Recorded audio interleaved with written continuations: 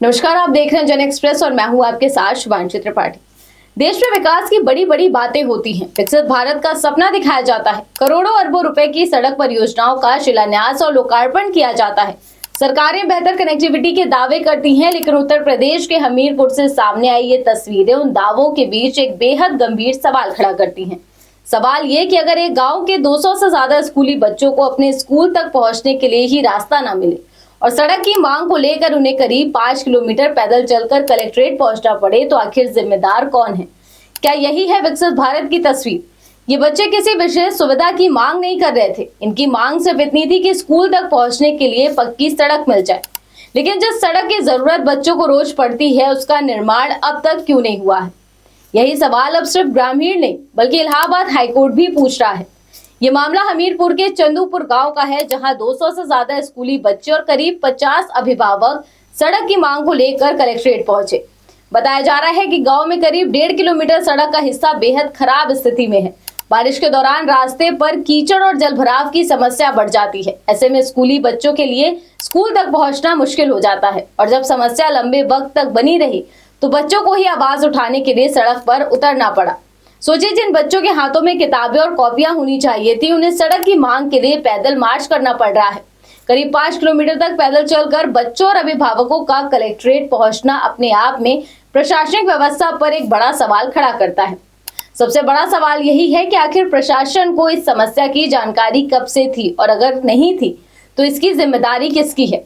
अगर समस्या पहले से मौजूद थी तो समय रहते इसका स्थायी समाधान क्यों नहीं किया गया? और अगर सड़क निर्माण का प्रस्ताव तैयार हो चुका था तो फिर निर्माण जमीन पर क्यों नहीं दिखाई दे रहा है? अब तक निर्माण कार्य शुरू क्यों नहीं किया गया है?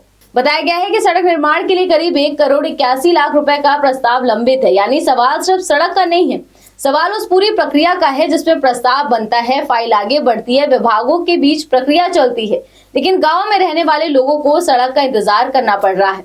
स्थानीय स्तर पर सड़क निर्माण को लेकर पीडब्ल्यूडी और प्रशासनिक प्रक्रिया से जुड़ी अड़चनों की बातें भी सामने आती रही हैं। ऐसे में सवाल और बड़ा हो जाता है कि आखिर इन अड़चनों को दूर करने की जिम्मेदारी किसकी थी?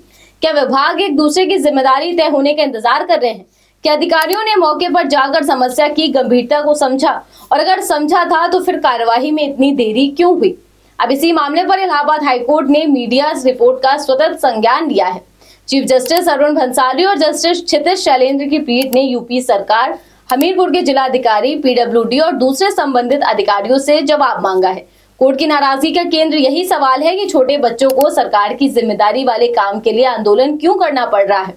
ये सवाल सिर्फ हमीरपुर का नहीं है, क्योंकि एक तरफ सरकारें विकसित भारत और आधुनिक इंफ्रास्ट्रक्चर की बात करती है, बड़ी बड़ी सड़क परियोजनाओं का शिलान्यास और लोकार्पण किया जाता है, एक्सप्रेसवे, हाईवे और बड़े इंफ्रास्ट्रक्चर प्रोजेक्ट्स को विकास की तस्वीर बताया जाता है। लेकिन दूसरी तरफ अगर किसी गांव के बच्चों को स्कूल पहुंचने के लिए सड़क की मांग करनी पड़े, उन्हें सड़क ना मिले, तो विकास के दावों और जमीन की हकीकत के बीच ये फर्क क्यों है? बड़े प्रोजेक्ट जरूरी हैं, लेकिन विकास की असली परीक्षा उन गांवों में होती है जहां एक बच्चे को स्कूल जाने के लिए रास्ते की चिंता ना करनी पड़े। अब सवाल प्रशासन से है, आखिर चंदूपुर की सड़क अब तक क्यों नहीं बनी? आखिर क्यों इतनी लापरवाही बरती गई? प्रस्ताव लंबित क्यों है? जिम्मेदार विभाग ने समय रहते कार्यवाही क्यों नहीं की? और सबसे अहम सवाल, क्या अधिकारियों को तब तक इंतजार करना था जब तक बच्चे खुद सड़क पर आकर आंदोलन के लिए मजबूर ना हो जाए? इलाहाबाद हाईकोर्ट ने अब जवाब मांग लिया है, लेकिन सवाल सिर्फ अदालत के जवाब का नहीं है।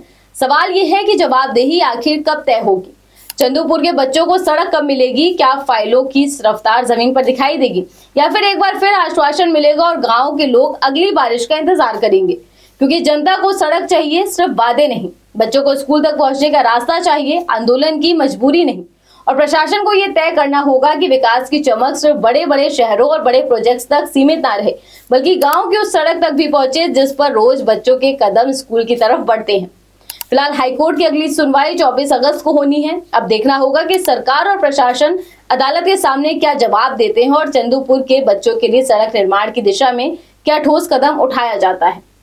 फिलहाल आज इस खबर में बस इतना ही। देश दुनिया की ऐसी तमाम खबरों को जानने के लिए आप देखते रहिए जन एक्सप्रेस। धन्यवाद।